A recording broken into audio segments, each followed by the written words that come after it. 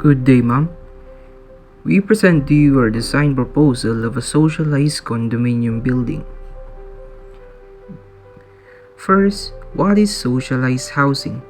Socialized housing refers to housing programs and projects covering houses and lots or lots undertaken by the government or private sector for underprivileged and homeless citizens. The programs include sites and services development, long-term financing, and liberalized terms on interest payments. This project now is one of the solutions to help underprivileged and homeless citizens, either individuals or families, in urban or urbanized areas who do not own housing facilities and whose income or combined household incomes fall within the poverty threshold defined by the government. We move on to the design approach of the structures. First is building features. For the building features, the initial building form affects the heat problem of a socialized and large building or structures. To solve that, creating a courtyard is a design solution that can provide natural light to building, also a way of passive cooling and ventilation. Another strategy to consider is to surround the building with vegetation and greenery. Next is design strategies.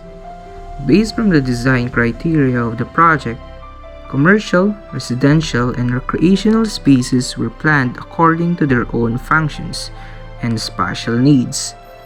Road networks and parking areas defined the circulation around the building. Parks and playgrounds, on the other hand, offers the open space and view from the building.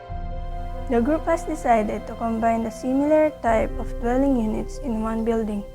There are 4 buildings in total, 2 for the family dwelling units and 2 for the combined couple and PWD dwelling units. Both dwellings have a courtyard in between. Each building is provided with 2 entrances to openly welcome the users both from the parking areas and from the other outdoor amenities. Each 4 floors have storage rooms placed at the back of the stairs located on the middle part of the buildings. A utility room is provided mirrored to the second stairs located at the back part of the buildings. The height for each family dwelling unit is 4.2 meters. The floor finish line to the ceiling underneath the loft is 2.3 meters, plus a 0.1 meter thick floor division and 1.8 meters from the floor of the loft to the ceiling. While for the couple dwelling units, it has a total height of 2.7 meters from the floor finish line to the ceiling. The building is elevated 0.5 meters above the natural grade line. As presented on the site development plan, there is a separate access for private or occupants of the condo units and another access for the public or to the ones who are going to the commercial buildings only. There are pathways on the both sides of the site for the pedestrian access to the commercial building and so on. Pathways with 0.2 thickness are provided to connect the residential buildings to the other facilities.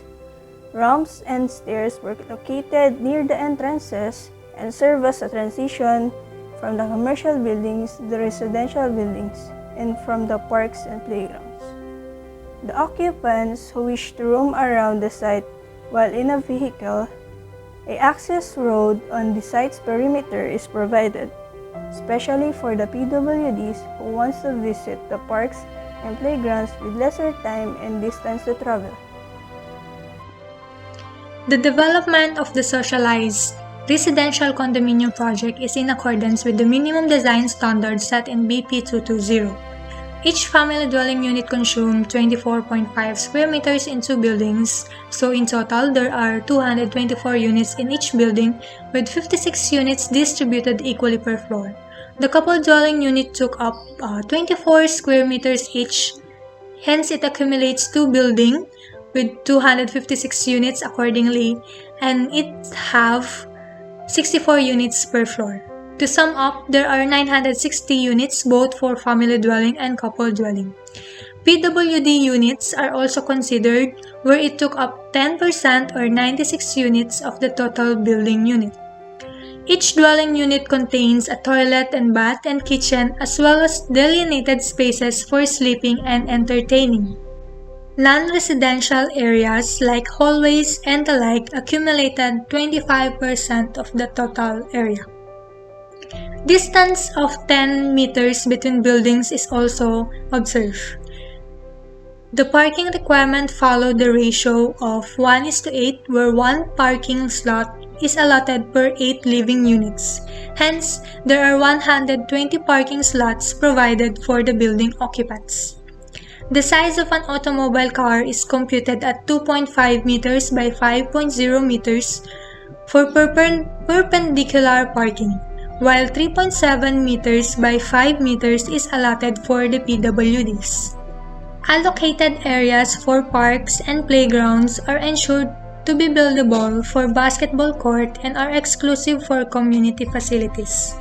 Since the density of dwelling units are above 225, 9% gross area is allocated for parks and playgrounds. Community facility like retail center or convenience store is strategically located and is accessible for its users. Its gross area depended on the above 225 density of dwelling units, and therefore it accumulated 2.0 or 2.0% is allocated for community facilities.